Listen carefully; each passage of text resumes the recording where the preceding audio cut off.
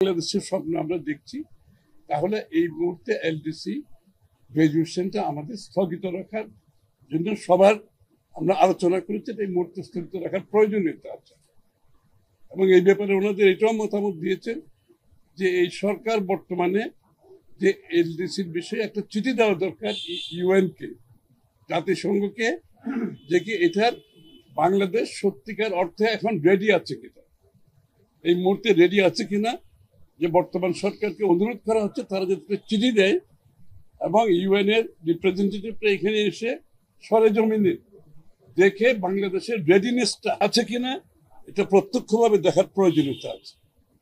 আর দ্বিতীয়ত লেবার ইস্যুতে যে বিষয়গুলো আছে ওনারা বিস্তারিত বলবেন।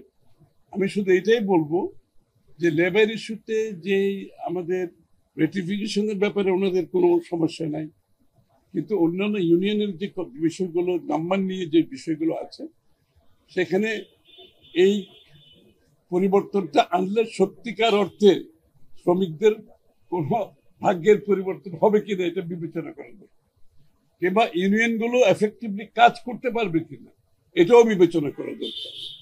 কারণ এগুলো বিবেচনা না করে তাড়াহুড়ো করে যদি সিদ্ধান্ত নেওয়া হয় তাহলে আগামী দিনে একবার যদি একটা ব্যাড মেসেজ যায় দেশের ভিতরে দেশের বাইরে, এটা থেকে বেরিয়ে আসা খুব কঠিন হবে। নির্বাচনের বিষয়ে তো শুধু বাংলাদেশের ব্যবসায়ী না, বাংলাদেশে যারা ব্যবসায়ীটা আছেই, বিদেশি বিনিয়োগকারীরা আছে, আগামীতে যারা বিনিয়োগ করতে চাচ্ছে, সকলের একটাই কথা যে সকলে নির্বাচনের অপেক্ষায় আছে।